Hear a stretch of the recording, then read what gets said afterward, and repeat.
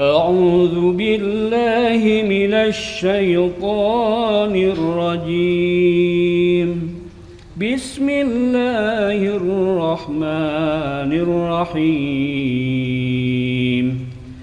إن هو إلا رجل افترى على الله كذبا وما نحن له بمؤمنين. قال رب انصرني بما كذبون. قال عما قليل ليصبحن نادمين.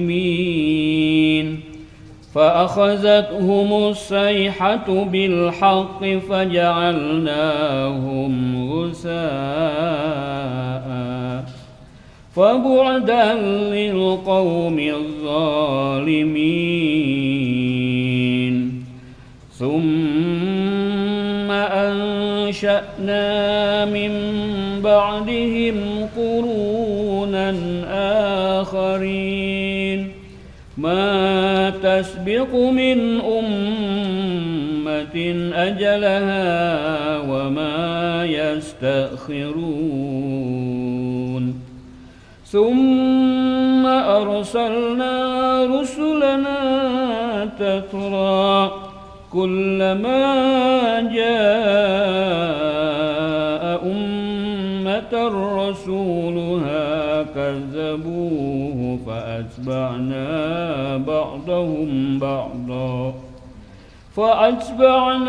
بعضهم بعضا وجعلناهم أحاديث. فبعدا لقوم لا يؤمنون.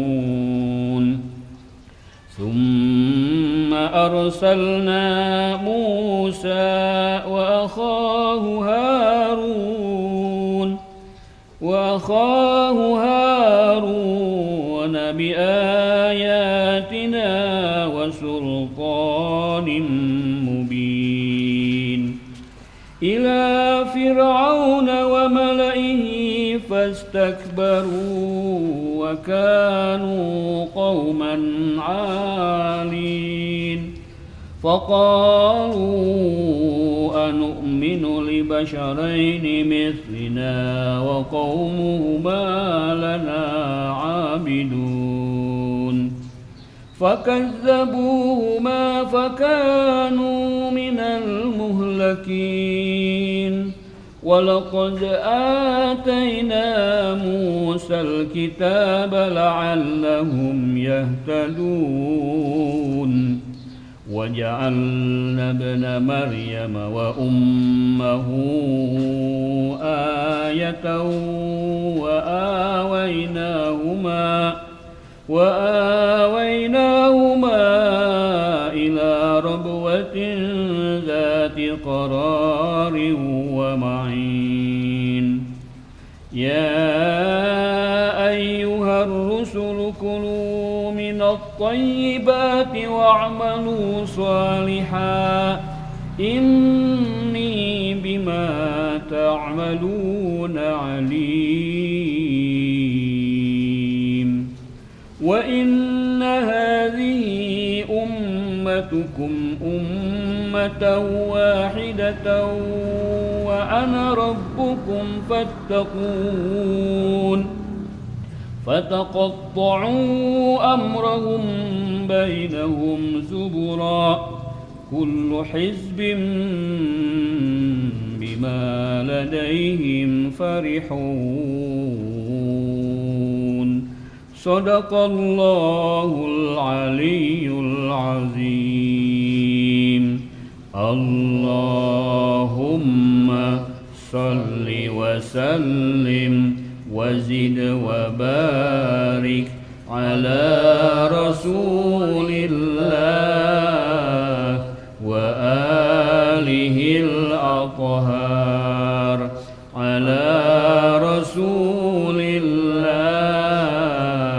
وأصحابه الأخيار.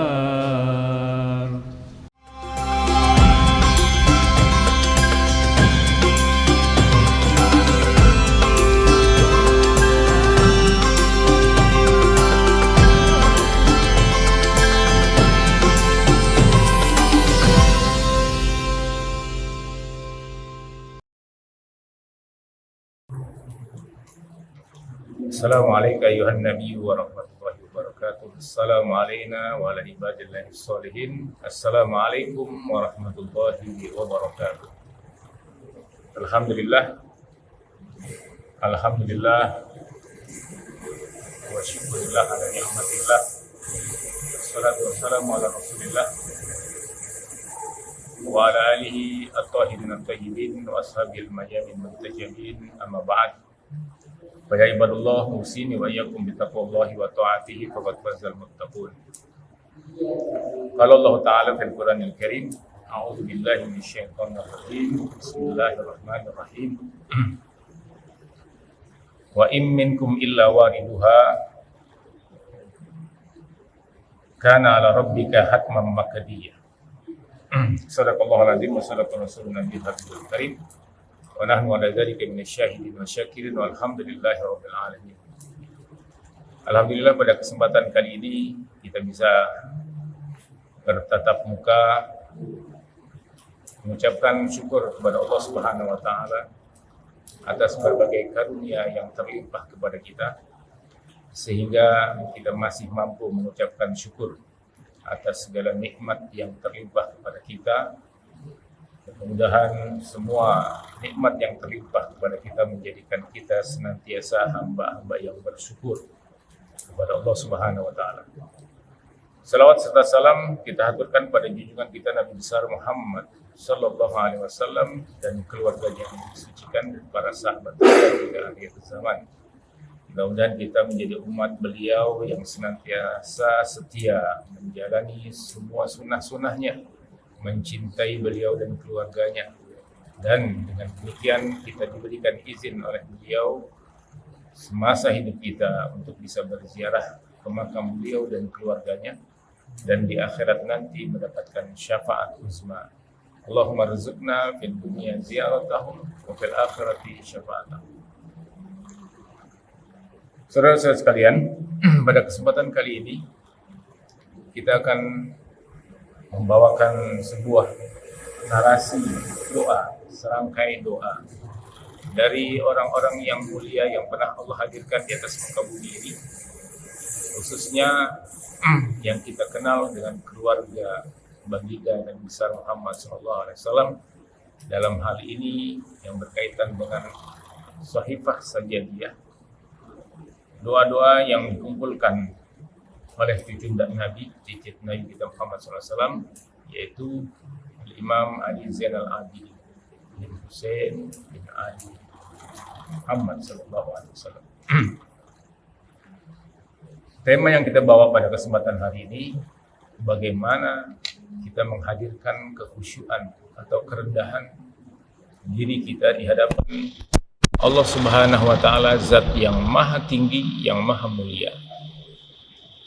Kekhusyuan atau kerendahan diri, kerendahan hati kita di hadapan Tuhan yang maha kuasa adalah sesuatu yang mutlak, yang harus dimiliki oleh setiap hamba. Dan kita tidak mempunyai contoh yang lebih konkret dibanding dengan apa yang pernah dilakoni, dijalankan oleh para keluarga Nabi yang suci.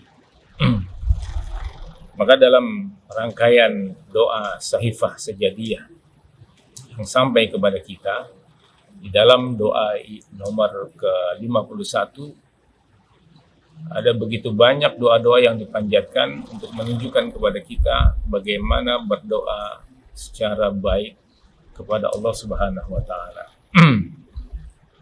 Kenapa kita harus tunduk kepada Allah Subhanahu wa taala sebagai awalan kita untuk berdoa? Karena sesungguhnya sikap tunduk dan rendah di hadapan yang maha tinggi adalah sesuatu yang mutlak. Dalam ayat Al-Quran banyak disinggung, misalnya kalau Allah Ta'ala fil Qur'anil Karim, ud'u rabbakum tadarruan wa khufyah. Berdoalah atau panggillah Tuhanmu dengan sikap yang tunduk dan takut kepada Allah Subhanahu wa taala. Sebagai sebuah sikap yang harus kita hadirkan ketika kita memohon kepada Allah Subhanahu wa taala yang maha luas, yang maha tinggi. untuk bisa kita yang rendah ini mendapatkan keridhaan dan mendapatkan apa yang kita harapkan datang dari Allah Subhanahu wa taala.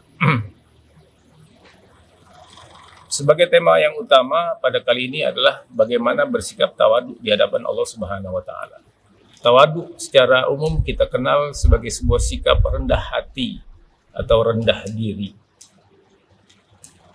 Rendah hati di hadapan Allah Subhanahu wa taala merupakan sikap yang mutlak yang harus kita perlihatkan karena kita adalah hamba-hamba yang harus kita akui sebagai hamba yang hina, yang banyak dosa. Kita berhadapan dengan Tuhan yang maha suci, yang maha tinggi, yang maha kasih. Kita berharap kasih sayangnya sampai kepada kita sebagai hambanya yang hina, yang penuh dengan dosa, penuh dengan kesalahan. Maka sikap tunduk, sikap rendah hati di hadapan Allah Subhanahu wa taala adalah sesuatu yang tidak boleh kita tinggalkan. Para hadirin sekalian, di dalam rangkaian doa Saifah Sajadiyah nomor 51 ini, kita akan sedikit ulas misalnya dalam bait-bait pertama. Imam Ali Zainal Abidin mengungkapkan, Ilahi ahmaduka wa anta lil hamdi ahlun ala husni soni'ika ilayya wa saburi na'maika alayya. Secara umum, doa tadi menggambarkan kepada kita bagaimana sikap dari seorang yang tidak bisa kita lakukan kedekatannya kepada Tuhan, kepada Allah Subhanahu wa taala. Kita tidak bisa mengambil contoh selain dari orang-orang yang memang sudah memperlihatkan bagaimana kedekatan mereka kepada Allah Subhanahu wa taala. Kenapa Saifah Sajadiyah menjadi patokan atau rujukan kita kali ini? Karena untuk berdoa yang baik sudah dicontohkan oleh orang-orang terdahulu, dan pilihan kita tidak lain tidak bukan hanya kepada keluarga Nabi yang memang secara nas kita wajib ikuti, secara dalil, secara akli menjadi merujukan yang tidak bisa kita sampingkan.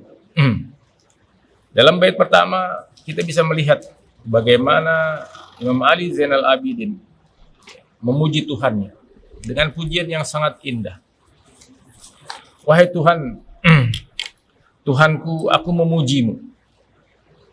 Aku memujimu dan Engkau paling berhak mendapatkan pujian atas keindahan pemberianmu padaku dan limpahan nikmatmu untukku, curahan anugerahmu bagiku, dan atas kasihmu yang Engkau berikan padaku, dan nikmatmu yang Engkau curahkan untukku. Engkau telah memperlakukan aku yang melemahkan kemampuanku untuk mensyukurinya. Kita bisa lihat di sini, kenapa kita harus merendah kepada Tuhan. Karena pada hakikatnya, apapun yang kita lakukan di atas muka bumi ini, sebagus apapun ibadah yang kita anggap pernah kita lakukan, tetap saja kita akan menjadi manusia-manusia yang rendah di hadapan Zat yang maha tinggi. Beliau, Imam Ali Zainal Abidin, menggambarkan kepada kita begitu banyak nikmat yang Tuhan limpahkan kepada kita, sehingga dengan banyaknya karunia yang terlimpah kepada kita, rasanya kemampuan kita untuk bersyukur pun tidak bisa membayar semua kenikmatan yang terlimpah kepada kita. Sehingga rasanya apapun yang kita lakukan dalam ungkapan syukur, ungkapan terima kasih kepada Tuhan yang maha kasih, semuanya itu tidak sebanding dengan nikmat yang sampai kepada kita.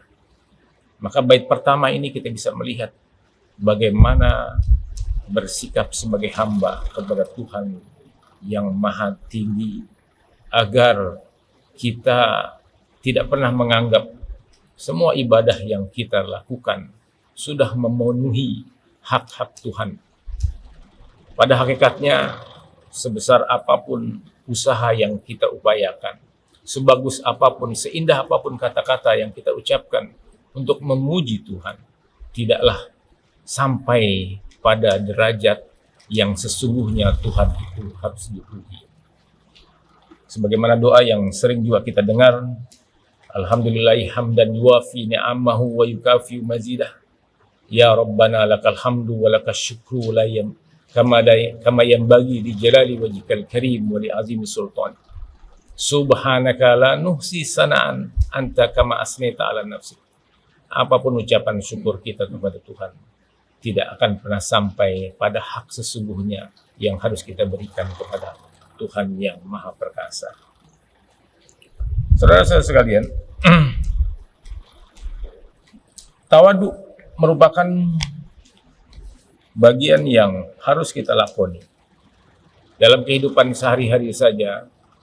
Misalnya kita bercengkrama dengan kerabat, dengan teman, dengan saudara, dengan siapapun, kita akan lebih suka berhadapan dengan orang yang mempunyai sikap tawadu dibanding mereka-mereka yang tinggi hati.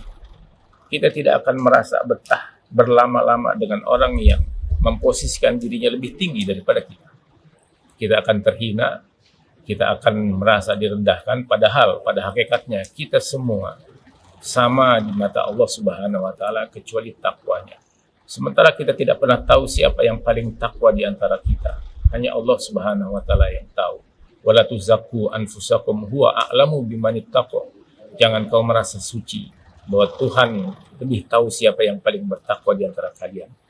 Nah, dengan patokan itu kita bisa memposisikan diri kita. Ketika kita berbicara dengan manusia saja, kita tidak akan merasa nyaman dengan mereka yang meninggikan dirinya di atas yang lain. Terlebih ketika kita berhadapan dengan yang maha tinggi, mana mungkin kita bisa merasa mempunyai sesuatu, padahal semua yang ada pada diri kita ini bukan milik kita. Kita datang ke atas muka bumi ini tidak mempunyai modal apapun, lalu Tuhan memberikan semua yang kita tidak punya andil sedikit pun dalam upaya pengadaannya. Kita mempunyai tubuh yang sehat, jasmani yang kuat, ruhani, pemikiran, akal, dan sebagainya. Itu semuanya adalah pemberian Tuhan, yang kalau kita resapi, cukuplah dari nikmat-nikmat yang ada ini membuat kita bungkam untuk bisa bersyukur kepada Tuhan. Maka sikap tunduk dan rendah di hadapan Tuhan adalah sebuah sikap mutlak yang harus ada pada setiap orang-orang yang memohon untuk bisa diberikan rahmat dan ridho-Nya. Saudara-saudara sekalian, di dalam beberapa bait yang lain kita akan kembalikan lagi. Misalnya, Ilahi, di dalam bait yang lainnya, Ilahi ma wajadtuka bakhilan hina sa'altuka. Tuhan, Engkau tidak pernah bakhil terhadap apa yang kumohonkan kepadamu. Bahkan terhadap sesuatu hal yang tidak aku minta saja, Engkau telah berikan. Bagaimana kita bisa mengatakan Tuhan membatasi pemberiannya kepada kita, sementara selama hidup kita banyak hal-hal yang kita tidak minta, tapi sudah Tuhan siapkan, sudah Tuhan sediakan dengan segala kelengkapannya, sehingga kita tinggal menikmati saja, tinggal mensyukuri saja. Maka sikap tunduk rendah hati yang diperlihatkan oleh Imam Sajjad, Imam Ali Zainal Abidin, adalah contoh yang harus dilakukan, harus diikuti oleh kebanyakan umat manusia yang menganggap dirinya hamba kepada Tuhan yang Maha Perkasa. Misalnya dalam beberapa bait yang lain, kita ambilkan beberapa contoh.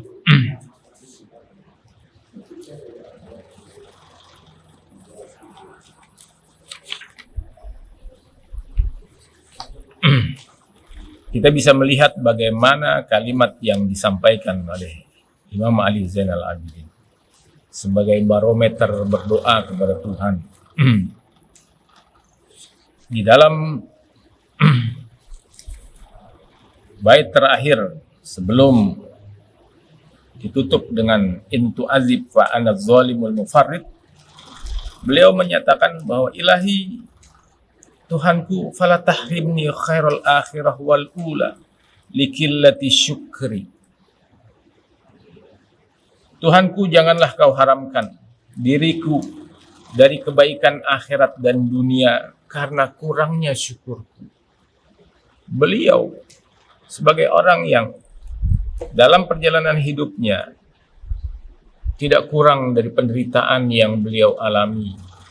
Bagaimana beliau menyaksikan dengan mata kepala sendiri orang-orang mulia dibunuh, orang-orang mulia dihinakan, dan beliau dengan tabahnya menghadapi itu semua. Lalu beliau bersabar dan tetap mengungkapkan syukur terhadap apa yang datang kepada beliau. Namun yang menjadi perhatian kita bahwa dengan demikian posisi beliau yang luar biasa tersebut, beliau berdoa kepada Tuhan, Tuhanku, janganlah kau haramkan diriku kebaikan akhirat dan dunia karena kurangnya syukur. Beliau masih merasa bahwa syukurnya masih kurang. Lalu apakah kita ini merasa sudah cukup bersyukur kepada nikmat-nikmat Tuhan yang sampai kepada kita? Beliau yang menghadapi penderitaan, dan penderitaan itu dianggap sebagai sebuah kesyukuran, dan selalu bersyukur kepada Allah, masih menganggap syukurnya masih kurang. Lalu bagaimana dengan kita yang lebih banyak nikmat yang sampai kepada kita, namun sangat sedikit sekali rasa syukur yang kita ungkapkan, sikap bersyukur yang kita perlihatkan kepada orang-orang di sekitar kita. Maka pada kesempatan kali ini, mari kita arahkan diri kita, kita rapatkan barisan kita untuk mengikuti qudwah yang telah dilakukan oleh orang-orang yang mulia yang pernah Allah hadirkan di atas muka bumi ini. Kalau kita sebagai umat Nabi Muhammad dikatakan dalam Al-Quran, kalau Allah Ta'ala, wa kadzalika ja'alnakum ummatan wasata. Kalau kita ini dianggap sebagai umat pertengahan, umat yang akan menjadi wasit bagi umat-umat yang lain. Di dalam ayat yang lain, kuntum khair ummat ukhrijat linnas. Kalian adalah sebaik-baik umat yang diutus, yang dihadirkan di atas muka bumi. Lalu kita bertanya, siapakah dari sekian banyak umat Nabi Muhammad yang menjadi umat terbaik? Apakah kita yang hadir jauh setelah Nabi Muhammad? Ataukah mereka-mereka yang sebenarnya di zaman Nabi Muhammad sudah ada? Kemudian dari turunan-turunan yang mulia tersebut, maka jawabannya adalah orang-orang yang mulia, umat yang terbaik yang Allah pernah hadirkan di atas muka bumi, tidak lain adalah orang-orang yang memang dekat dengan Nabi kita Muhammad SAW. Yang dalam hal ini kita yakini mereka keluarga Nabi adalah orang-orang yang masuk dalam kategori kuntum khairu ummah ukhrijat linnas ta'muruna bil ma'ruf wa tanhauna 'anil munkar wa tu'minuna billah. Kita akan melihat bagaimana keluarga Nabi mengajak orang kepada kebaikan dengan contoh yang paling baik, dan bagaimana mereka mengajak orang-orang untuk menghindari keburukan dengan cara yang paling baik. Semua narasi-narasi kebaikan yang ada dalam agama telah dicontohkan oleh orang-orang mulia tersebut.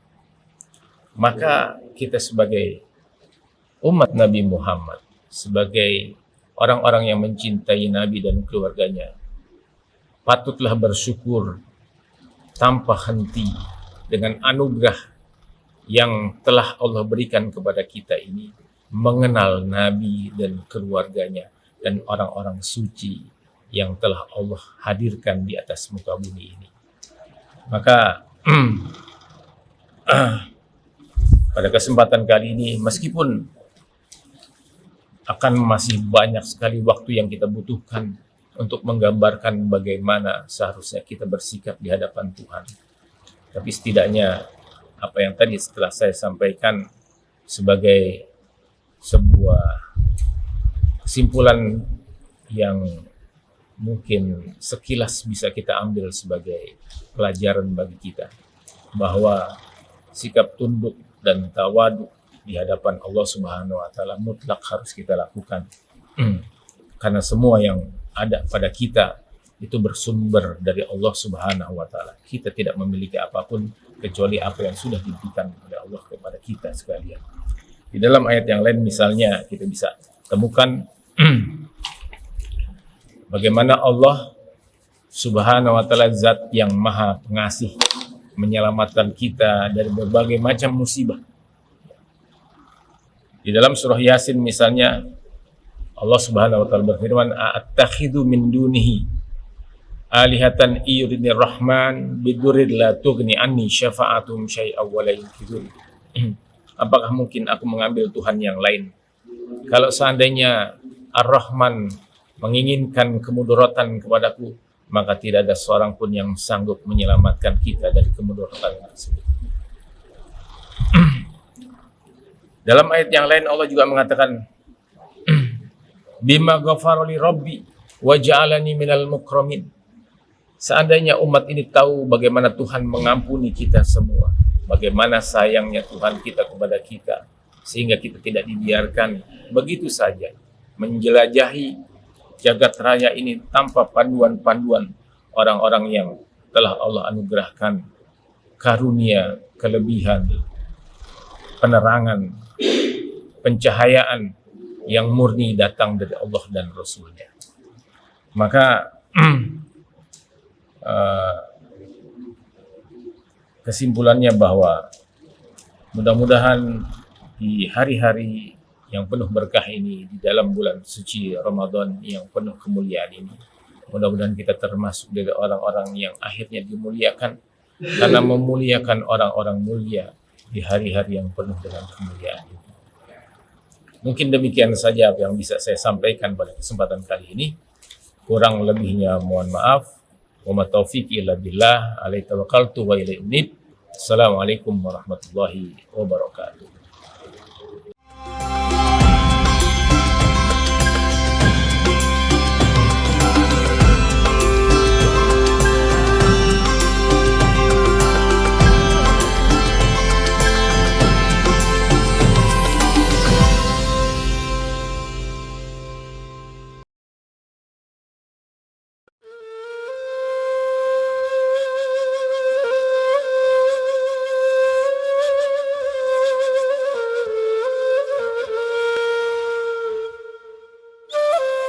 Bismillahirrahmanirrahim. Assalamualaikum warahmatullahi wabarakatuh.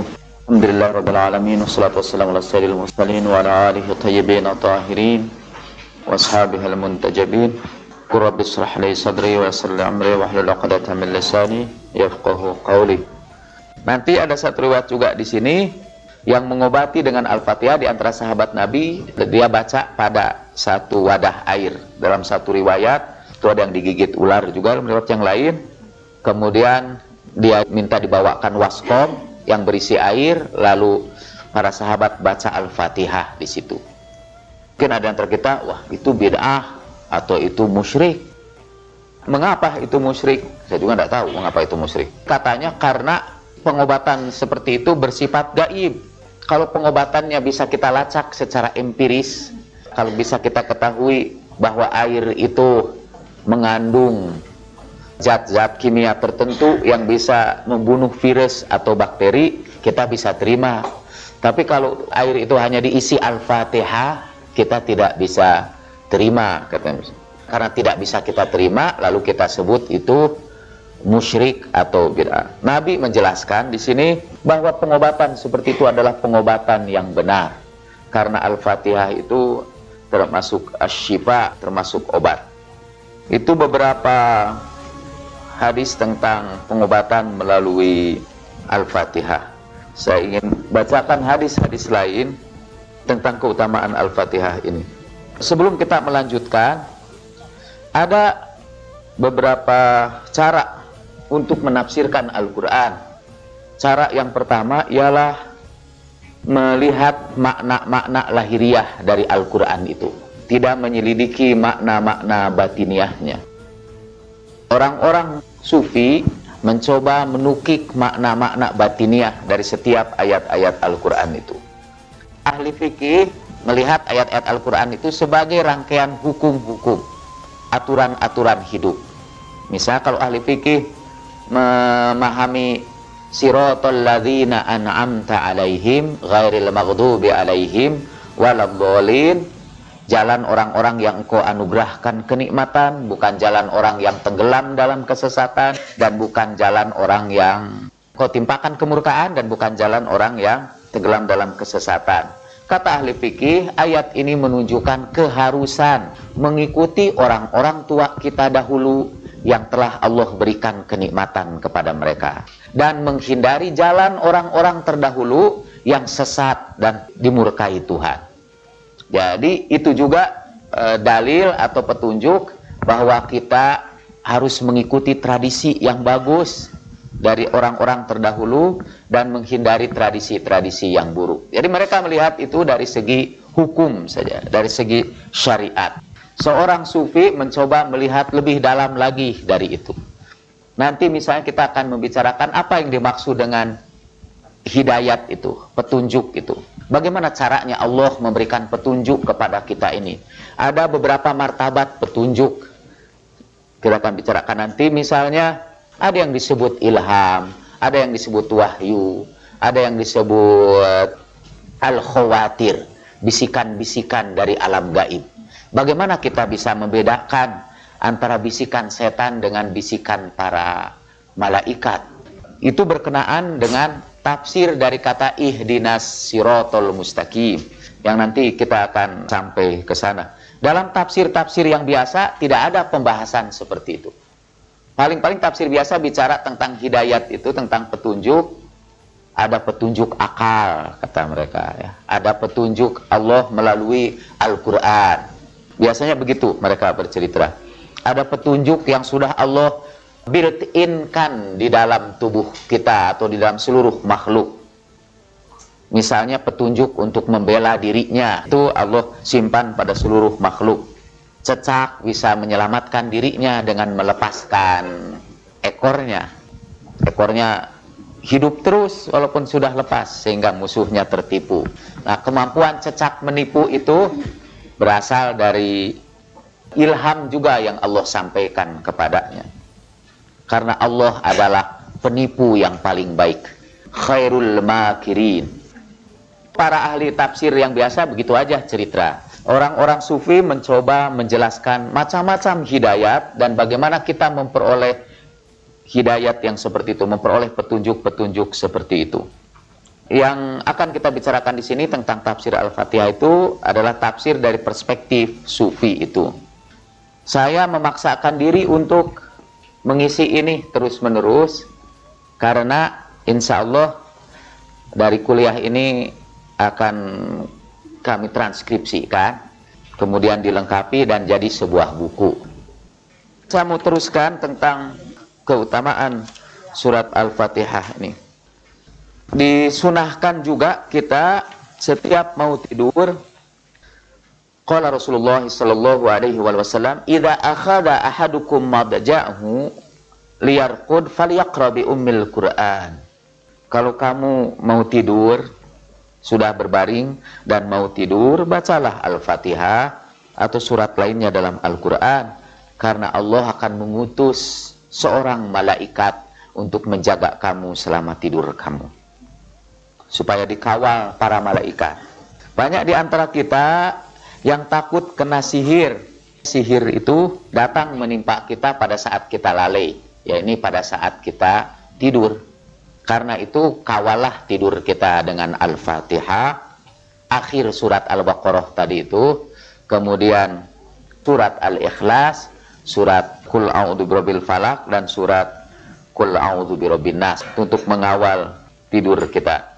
Dan kalau ibu-ibu belum juga tidur setelah seluruh surat yang hafal itu selesai dibaca, belum juga tidur, bacalah zikir yang lain. Sebut saja nama Allah, Allah, Allah, Allah terus. Dalam sebuah hadis disebutkan bahwa kalau orang tidur dalam keadaan menggumamkan nama-nama Allah, maka selama tidurnya Allah menghitungnya tetap dalam keadaan berzikir. Mengapa? Karena itu walaupun tubuhnya tidur, itu rohnya masih terus menggumamkan Allah itu. Rohnya masih terus berzikir walaupun tubuhnya tidur. Masih tentang Al-Fatihah. Khusus tentang Al-Fatihah, Allah menjelaskannya di dalam Al-Quran. Surat Al-Hijr ayat 87. Walaqad atainaka sab'an minal mathani wal Qur'anal azim. Sungguh sudah kami turunkan, sudah kami datangkan kepada kamu 7 ayat yang selalu dibaca berulang-ulang, dan Al-Quran yang agung. 7 ayat yang dibaca berulang-ulang itu adalah Al-Fatihah. Karena itu satu lagi nama Al-Fatihah itu yaitu Sab'ul Masani, 7 ayat yang diulang terus-menerus, sering dibaca berulang-ulang.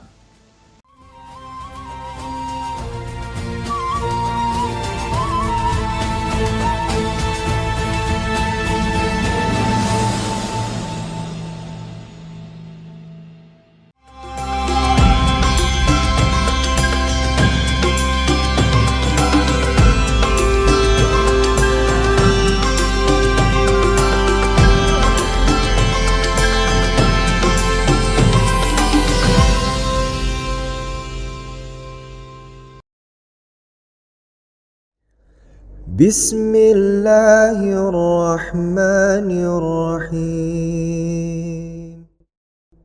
اللهم صل على سيدنا محمد وآل سيدنا محمد